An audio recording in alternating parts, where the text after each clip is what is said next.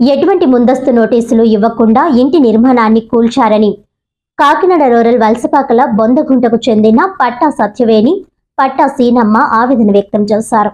ఇక వివరాల్లోకి వెళ్తే కాకినాడ రూరల్ మండలం వలసపాకల్లో విఎస్ లక్ష్మీ కాలేజ్ వెనుక బొందగుంట రోడ్డులో గల 60 గజాల భూమిని సుమారు 8 లక్షల రూపాయలతో కొనుగోలు చేసి రిజిస్ట్రేషన్ చేయించడం జరిగిందని, అయితే ఇంటి నిర్మాణం చేసుకుందామని మున్సిపల్ అధికారుల దగ్గరికి ప్లాన్ అప్రూవల్ కి వెళ్తే ఇవ్వమని చెప్పడం జరిగిందన్నారు.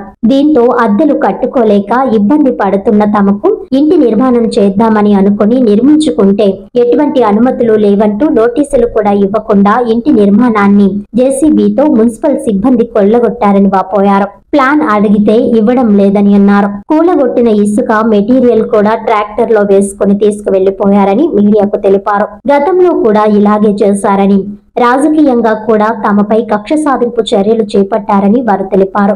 ఇప్పటికే 4 లక్షల రూపాయలు ఇంటి నిర్మాణానికి ఖర్చు పెట్టామని, పూట గడవని పరిస్థితుల్లో ఆటో నడుపుకుని బ్రతుకుతున్నామని మట్టా వీరబాబు కుటుంబ సభ్యులు తెలిపారు. తమకు న్యాయం చేయాలని కోరారు. అయితే రోడ్లు వస్తాయని అధికారులు చెబుతున్నారని, రోడ్డు కూడా వేయడం క్యాన్సిల్ అయిపోయిందని తెలిపారు. అదే విధంగా స్థలానికి మున్సిపల్ ఆఫీసులో పన్ను కూడా కడుతున్నామని తెలిపారు.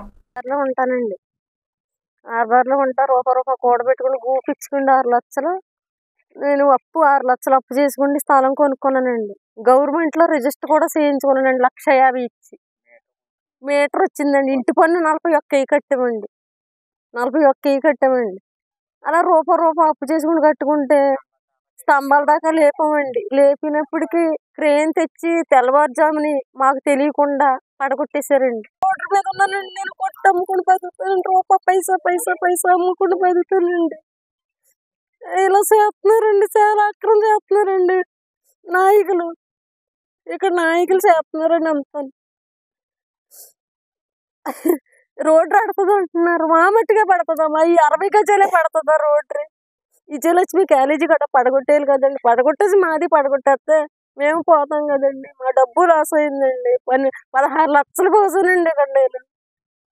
మాకు బతకడానికి లేదు, తినడానికి లేకుండా అయిపోయామంటే రెక్కలు ఉన్నాయండి. ఇంకా మాకు ఎవ్వడూ లేరండి. ఇంకా అండి, నా పేరు సత్యవేణి, మా ఆయన పేరు ఏడుబాబు, మా అత్తగారి పేరు సీనమ్మ.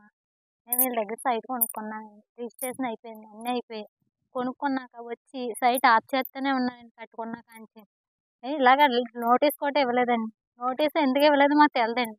ఆ నోటీస్ ఇమ్మంటేనేమో ఎవరు పడగొట్టమన్నారో కూడా చెప్పలేదండి వాళ్ళు పేరుకోవటానికి. ఇలాగ నోటీస్ కూడా ఇవ్వకంటే పడగొట్టేశారండి. మేము చిన్న పిల్లలతో ఉండి రూపాయి కూడబెట్టుకుండి సైట్ కొనుక్కున్నామండి. పునాది వేసుకున్నాం. పునాది వేసుకుండి స్తంభాలు పడగొట్టేశారని ఏదో ఆగిపోయాం. ఆగిపోయినాక వచ్చిన మట్టి కూడా తవ్వేసి పట్టుకెళ్ళిపోయి అమ్మేసుకుంటున్నారు సార్. ఇంత దారుణం, ఇంత అక్రమా ఎక్కడా లేదండి. పడగొట్టిన వాళ్ళు అన్నా సరే పట్టుకెళ్ళిపోవాలి కదా. వాళ్ళ పేరు ఏంటి, వాళ్ళ అడ్రస్ ఏంటో చెప్పాలి కదా మాకన్నాని. చెప్పలేదు, ఏం చెప్తలేదండి. మమ్మల్ని ఎంత ఇలాగ ఏడిపిస్తున్నారు ఇక్కడ చిన్న పిల్లలు తట్టుకోండి. నాది బొందగుంట. ఇలాగా మేము అద్దెకొచ్చాం సార్. ఇక్కడ అద్దెకొచ్చి రీసెంట్ గా సైట్ కొనుక్కున్నామండి. 60 గజాలు కొనుక్కున్న తర్వాత బేస్మెంట్ వేసుకున్నాం, ఇల్లు కట్టుకుందామని. కట్టుకున్న తర్వాత మున్సిపాలిటీ వాళ్ళు వచ్చి బేస్మెంట్ అయిన తర్వాత స్తంభాలు వేసిన తర్వాత మున్సిపాలిటీ వాళ్ళు వచ్చి నోటీస్ ఇవ్వకుండా మాకు ఇది పడగొడేశారు సార్. ఎందుకు పడగొడేశారు అని అడిగితే ఇది రోడ్డు వస్తుంది అన్నారు సార్. అంటే రోడ్డు ఎక్కడి నుంచే వస్తుందా, ఆ విఎస్ లక్ష్మి బ్యాక్ సైడ్ నుంచి వస్తుందా అని అడిగాం సార్. ఇది ఎక్కడి నుంచే వస్తుంది అని వాళ్ళు మా మీద ఇలాగా అధికారపూర్వకంగా ఇచ్చేస్తున్నారు సార్. మా మీద మాకు మీరే న్యాయం చేయాలి సార్.